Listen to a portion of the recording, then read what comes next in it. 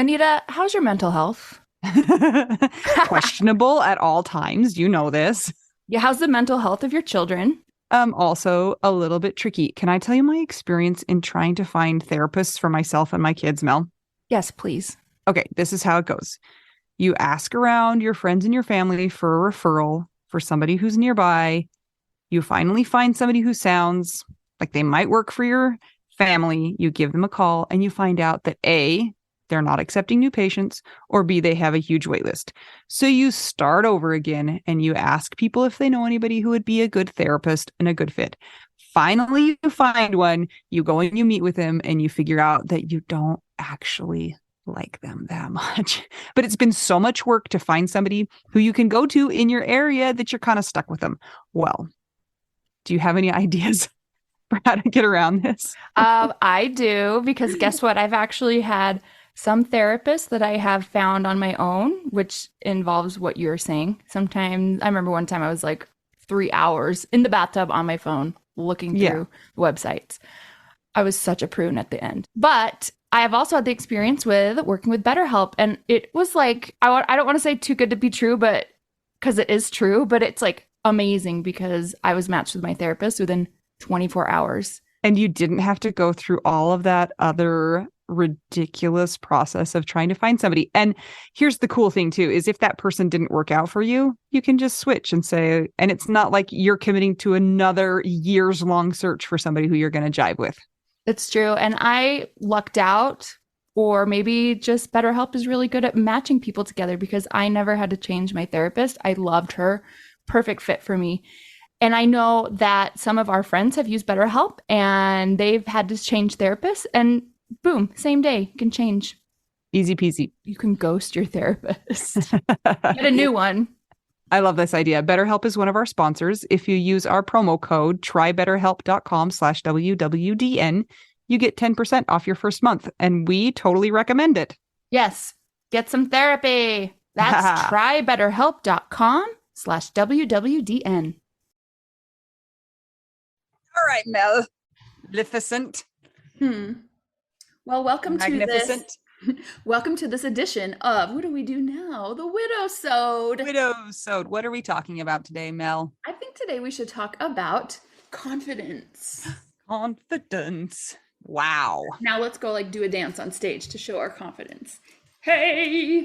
I do not have confidence in dancing. Yeah, this is a bit of a tricky one because when your person dies, we find it really common and definitely happened to me where I felt my confidence take a hit.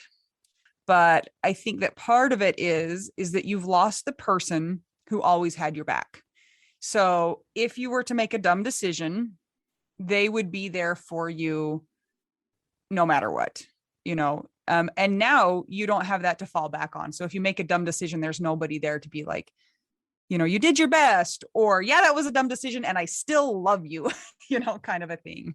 Kind of like a little Jiminy Cricket. Yeah, you lose your Jiminy Cricket. Absolutely. And you know, they're your cheerleader. They're your person who you know will love you no matter what. And then you start to second guess yourself. Yes, yes, this is a common issue with many people on the planet, especially widows, because if you are a female and you are married to or partnered with a guy, oftentimes there are things that are even just practical that are gone as a result of the person dying. For example, fixing things around the house. Not to get into gender roles, but when people are like physically stronger, a lot of times that is the partner that takes over some of those things. Getting on the roof, changing the shingles out, all those things. I don't By the know. way, I'm always on my roof these days. Really? Okay, so you were the shingler. Actually, I did roof my house. But here's an example. We have kayaks in the ceiling of our garage. They have not been taken down because I am physically not strong enough to get them from down there. So it's like I don't have the confidence. I don't have the Muscle? muscle, or I mean, I could find a way around it. I could get help. I could find somebody to do it, but it kind of hurts a little bit that now I have to rely on somebody else to do something that Jason used to do. So my kayaks have not been used in 3 years. Yeah, so it's not a matter of anything other than the person was the strong one to bring the things off of the ceiling. It's not like a feminism sort of a thing in this case. Right. It's a physical strength issue. And that can lead to decreased confidence, like you said, because you have to ask other people to help you.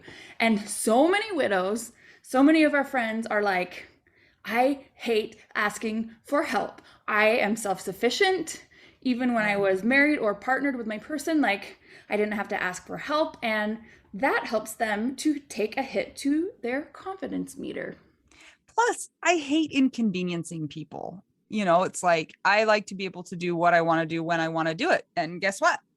When you have to rely on other people, doesn't work like that. So Yeah. the ironic thing is that when your person dies, nothing about you changes, which let me explain what I mean by that. It's not like I've lost the ability to do things because that person is gone. I haven't forgotten how to do certain things, so it's not like my brain has actually lost the ability to do any of these things or make decisions. So really, it's kind of bizarre that we lose some of our confidence. Does that make sense what I'm saying? Yeah, and it's interesting too because like let's talk about you and Jason for a minute. And Okay. and he had certain things that he did and you had certain things that you did. Right. Now, you're responsible for all of the things that he did. And Right. those are quote new to you, at least in practice. True. Yeah. So they are new, and anytime anybody's learning a new skill, who doesn't have lower confidence than when you've mastered the skill? Like, This is true. yeah.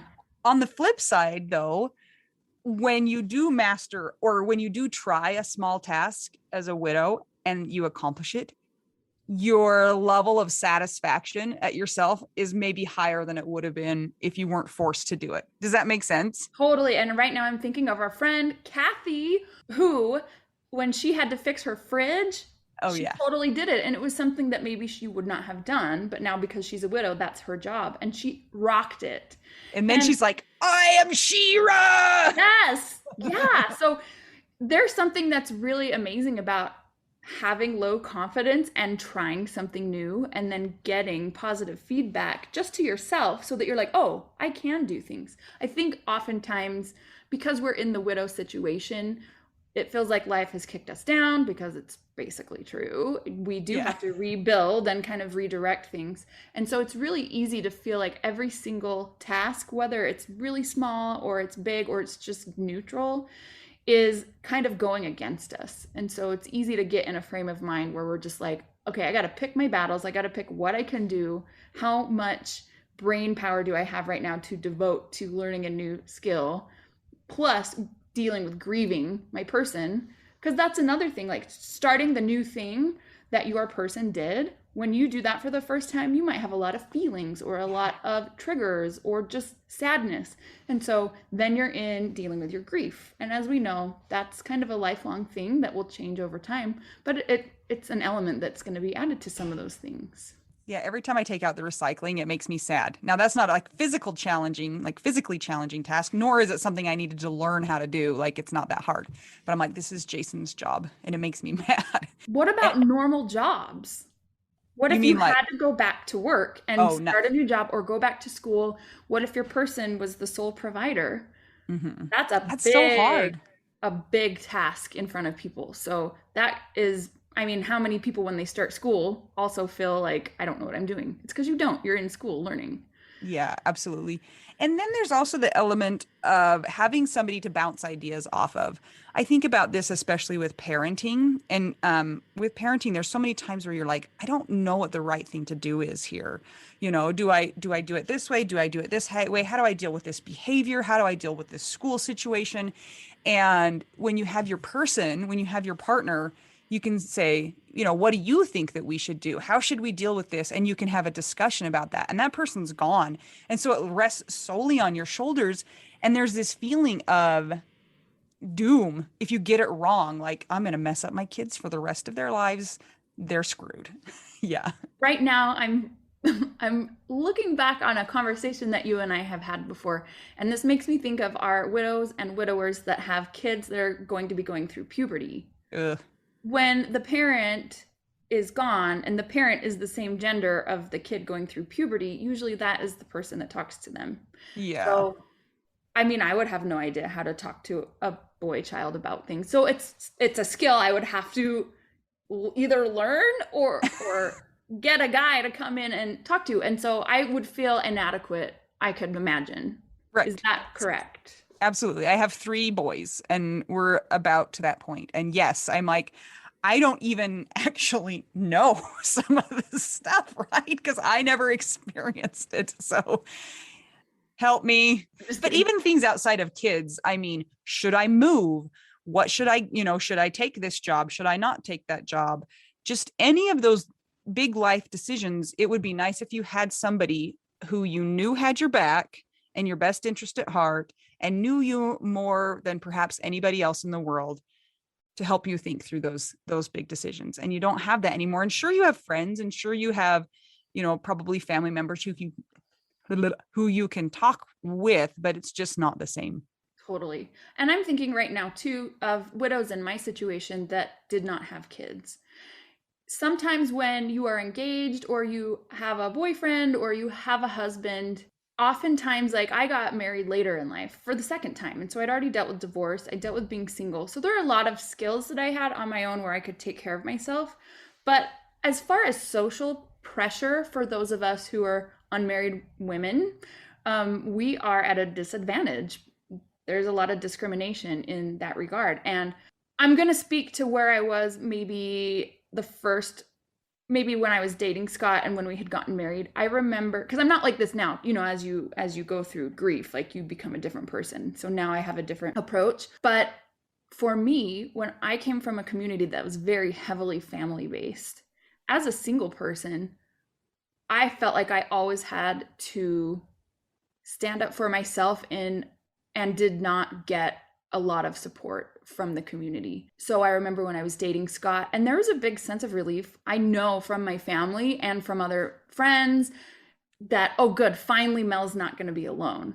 And I felt part of that too, even though it was kind of a double-edged sword, to where I was like, yeah, but you should treat me the same, regardless if I'm married or have a boyfriend or I'm single. And it's just not the case. Like, society is society. So when Scott died, I felt like people did not have confidence in me now that I was back in the quote single, even though I don't consider myself single, like, I would be widowed.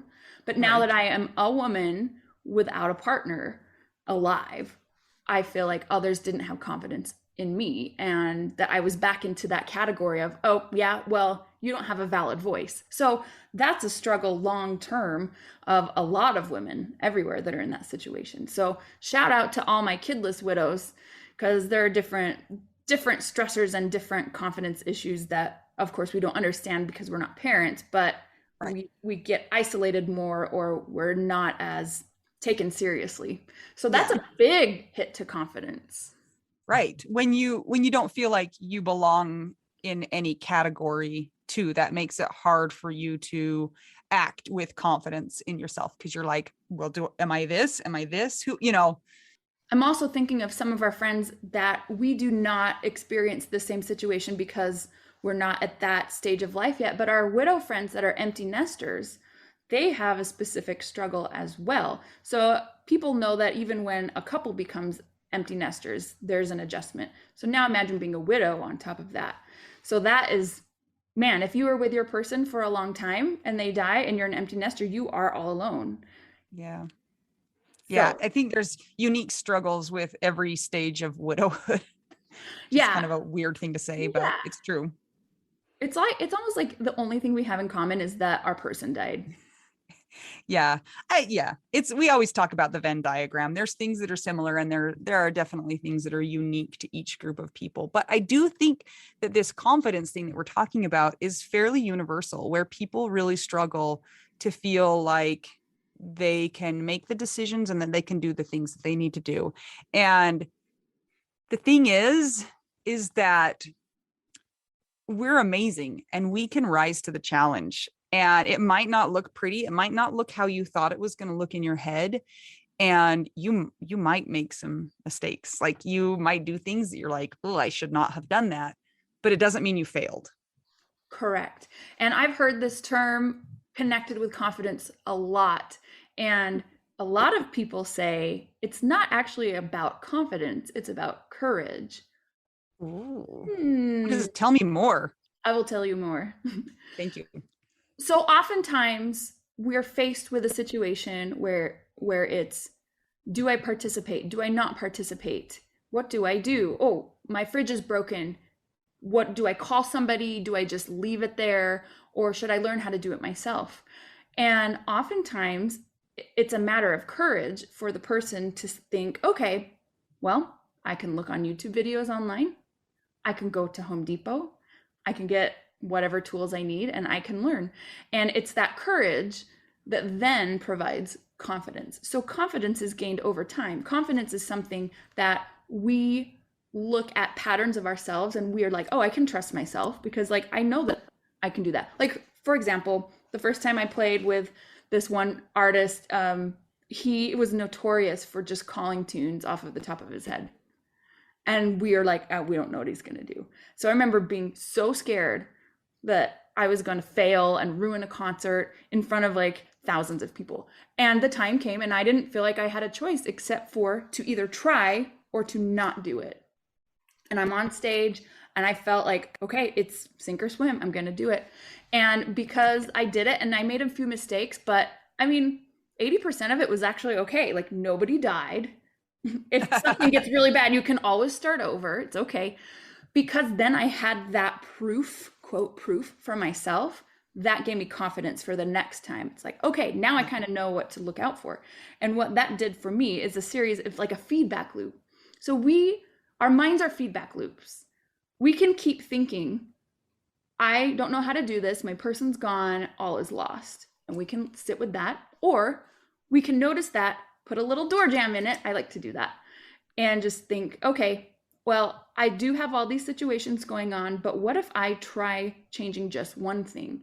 What if I look at a YouTube video for how to set up a website? That's something that I had to do when Scott died. For me, it was scary at the time, but then I did it and I realized, oh, I can learn things. And that gave me more courage, the more proof that I had to myself that I could have my own back and be confident.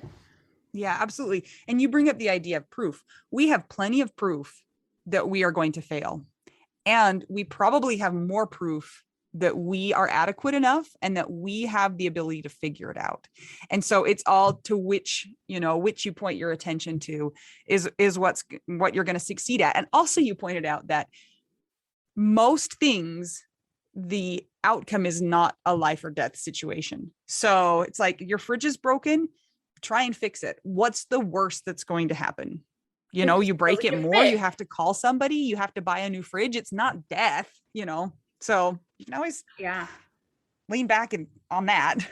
After Scott died, I asked my dad for a Christmas present of a drill because my goal was I am going to hang a shelf and I'm going to learn how to do it the right way. Now, I look back on that and I'm like, that is so funny because now I've hung some shelves and I'm like, I remember when I was so scared of that and I let it be this big thing in my mind that like, I can't do it.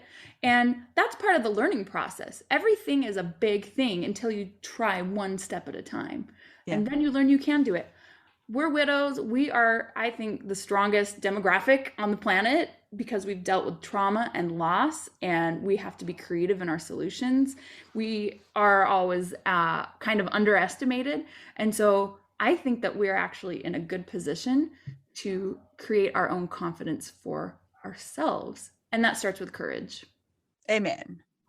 So if you find yourself struggling on the confidence wagon, here are some helpful tips. Number one, remember that it's about courage. And all you have to do is put your attention on something that you think is scary and think, how can I do that? Instead of, here's why I cannot do that. Number two, YouTube is a beautiful thing.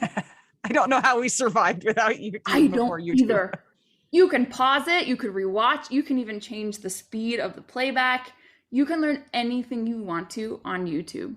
It's true. Number three, people have done these things that are widows that came before us.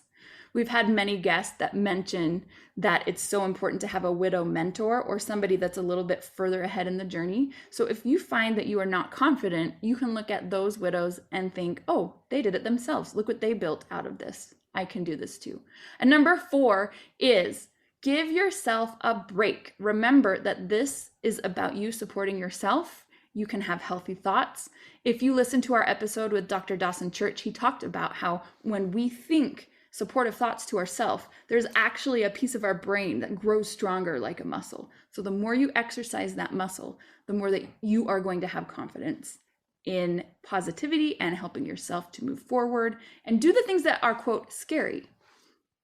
I feel like we should end by singing The Sound of Music. Which song? Do, re, mi? No, there's a song about confidence in there. I have confidence. That's the only part I know, though.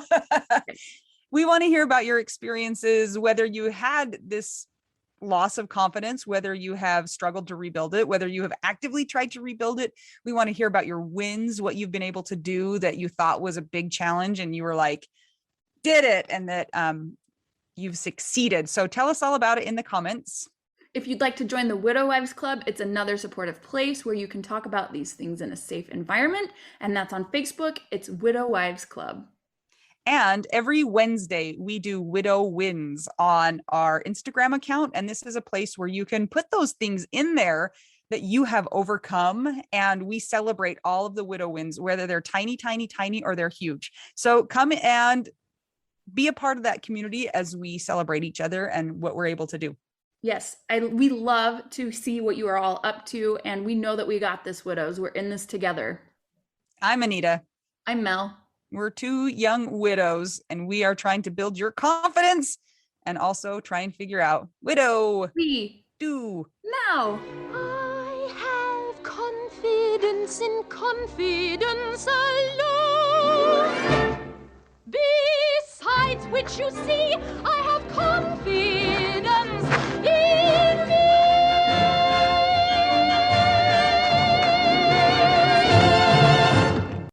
This is my favorite thing to discuss with you.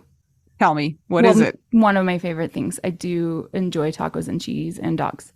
This is about how you cannot pay hundreds and hundreds of dollars for a phone plan, especially when you're a widow, your person is dead, you might have kids, you might need another option, and you just want your phone to work, you want unlimited texting and service, and you want it to be like $25 a month. It blows my mind that they have plans that start at $15 a month. That is so cheap. And the cool thing is it uses other 5G networks. And so you don't have to pay extra for that. And you still get great service. Yep. Anita and I have traveled all over and I have used my phone. So I highly recommend it. And my mom's even on it. When my dad died, we put his phone down to the cheapest plan, which is $15 a month. And I think my mom's on the $20 a month plan, and it's so worth it. It's so much cheaper than what we were all paying before. So I highly recommend it. If you're on a budget or not, who cares? Ryan Reynolds is in charge of the company, and they send you free stickers with Ryan Reynolds temporary tattoos. It's kind of the best. So if somebody wants to sign up, what can they do, Anita? Go to trymintmobile.com/WWDN. Seriously, you guys, such a great idea. Save yourself some money. And if you're worried about losing data or having any changes with your phone, not going to happen. They walk you through it. Everything's fine. It's the easiest process of all time. Again, that's trymintmobile.com/WWDN.